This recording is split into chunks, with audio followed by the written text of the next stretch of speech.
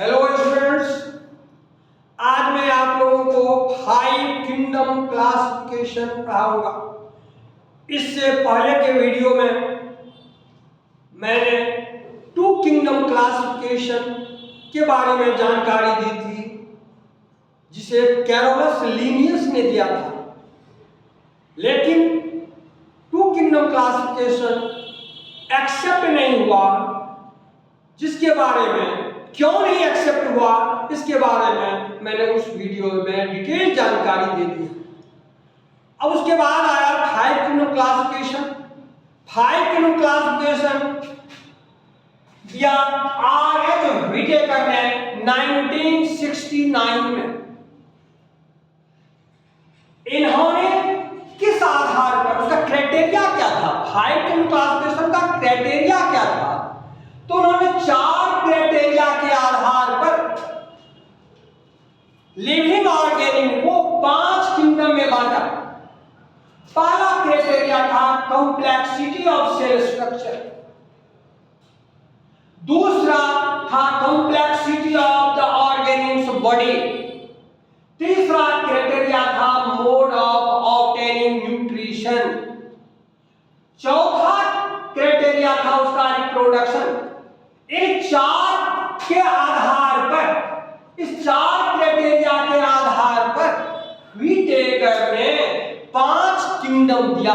पूरे living organism को 5 kingdom में बांटा। कौन कौन? तो पहला हुआ मोनेरा, दूसरा प्रोटिस्टा, तीसरा फंजाई, चौथा प्लेंटी, पांचवा एनिमेलिया।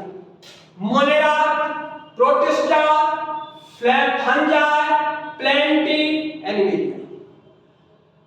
अब हम लोग ये देखेंगे इसका ये जो 4 क्राइटेरिया पर इन्होंने 5 किंगडम दिया, तो क्राइटेरिया के आधार पर उसका डिफरेंसेस क्या था, उसके पांचों किंगडम के कैरेक्टर में क्या डिफरेंसेस आया, जिसके आधार पर व्हिटेकर ने इसको 5 किंगडम में रखा।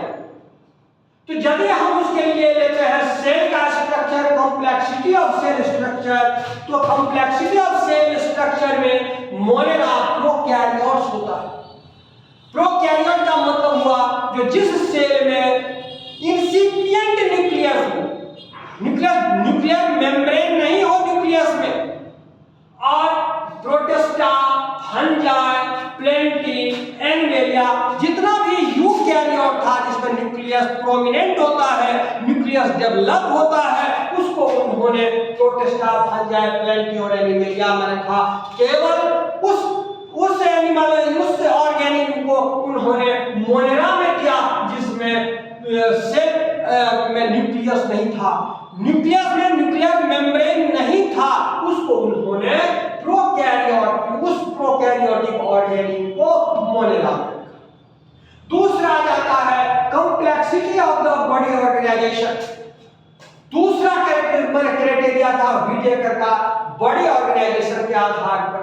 बॉडी ऑर्गेनाइजेशन के आधार पर यदि हम मोनेरा में उस ऑर्गेनिज्म को रखा गया जिसमें सेल वॉल जो था, सेल के स्ट्रक्चर पर सेल वॉल जो था वो था, वह नॉन सेलुलोजिक होता है। बैक्टीरिया में पेप्टाइडोग्लाइकेन सेल वॉल होता है। पेप्टाइडोग्लाइकेन का मतलब हुआ जिसमें पॉलीसेकेराइड प्लस एमिनो एसिड मिला हुआ रहता है, कंपोजिशन होता है। पॉलीसेकेराइड और एमिनो एसिड मिलकर के पेप्टाइडोग्लाइकेन कहता है, जो बैक्टीरिया में सेल वॉल का निर्माण करता है। तो ये आपको सेलुलोजिक सेल वॉल इसमें होता है, नहीं होता है, नॉन सेलुलोजिक सेल वॉल होता है। प्रोटिस्टा में सेल वॉल प्रेजेंट रहता है, फंजाई में इसमें नॉन सेलुलोजिक सेल वॉल होता है, माने सेलुलोज का बना हुआ नहीं होता है, उसमें काइटिन का फंजाई का सेल वॉल बना होता है। और प्लेंटी में सेलुलोजिक सेल वॉल होता है, लेकिन एनिमेलिया में सेल वॉल नहीं था। जिसमें सेल वॉल एब्सेंट नहीं था उसको एनिमेलिया में रख दिया। उसके बाद आता है बॉडी ऑर्गेनाइजेशन में ये सेलुलर था, सेल का बना हुआ था।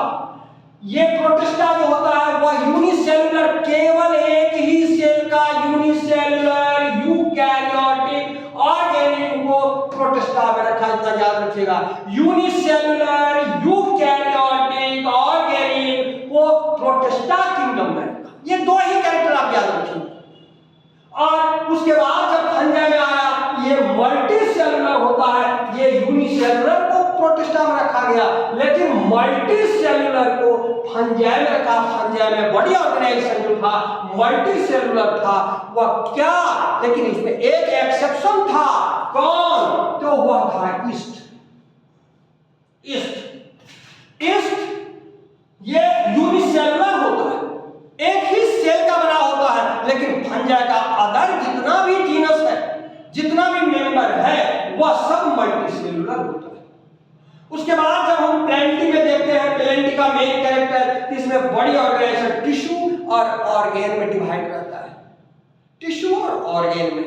लेकिन एनिमल में जब ये जाते हैं तो उसका बड़ी ऑर्गेनाइजेशन टिश्यू ऑर्गेन सिस्टम में डिफरेंशिएट करता है, डेवलप करता है। उसके बाद अब आइए न्यूट्रिशन के आधार पर, मोड ऑफ ऑब्टेनिंग न्यूट्रिशन के आधार पर जब हम देखते हैं ये पांचों किंगडम का कैरेक्टर, तो ये ऑटोट्रॉफिक होता है और हेटेरोट्रॉफिक होता है। कौन?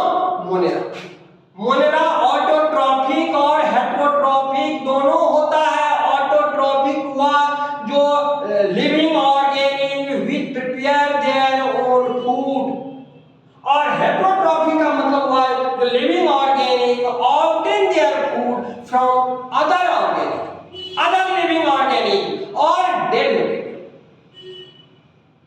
उसके बाद प्रोटिस्टा भी ऑटोट्रॉफिक होता है और हेटेरोट्रॉफिक होता है।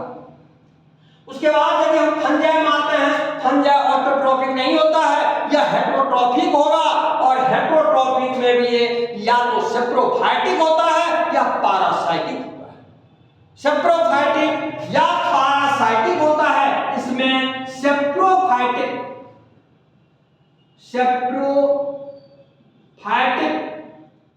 और पैरासाइटिक होता है। फंजाई पैरासाइटिक होता है। लेकिन जब प्लेंटी में जाते हैं तो प्लेंटी में न्यूट्रिशन सब फोटो ऑटोट्रॉफिक ही होता है। सनलाइट से एब्जॉर्ब किया सोलर एनर्जी, और उससे वह जो एनर्जी की प्राप्त किया, उसको CO2 को H2O के प्रेजेंस में वह कार्बोहाइड्रेट का निर्माण करता है। इसीलिए सब ये फोटो ऑटोट्रॉफिक होता है प्लेंटी। लेकिन यदि हम एनिमेलिया में आते हैं तो ये हेटेरोट्रॉफिक या होलोजोइक होता है। ये obtain their food from other living organic, और इन सॉलिड फूड को जब वह ऑब्टेन करता है, इंगल्फ करता है, तब वह कहलाता है होलोजोइक। इस आधार पर व्हिटेकर ने पूरे लिविंग ऑर्गेनिज्म को 5 किंगडम में बांटा, जिन 5 किंगडम का जो कैरेक्टर हुआ, मेन डिफरेंसेस, तो ये आधार पर ये हमने आप लोगों को बताया। जो इस आधार पर हाई किंगडम प्रपोज किया गया। कौन किया प्रपोज? तो वह हुआ R.H. व्हिटेकर। तो R.H. व्हिटेकर ने 5 किंगडम दिया। कौन कौन kingdom? Monera, protista, fungi, plenty, animalia. इसको किस आधार पर? क्राइटेरिया क्या था? तो क्राइटेरिया था सबसे पहले सेल के ऑर्गेनाइजेशन के आधार पर, उसके बाद बॉडी के ऑर्गेनाइजेशन के आधार पर, और मोड ऑफ ऑब्टेनिंग न्यूट्रिशन के आधार पर, किस तरह से वह न्यूट्रिशन लेता है, ऑटोट्रॉफिक है या हेटेरोट्रॉफिक।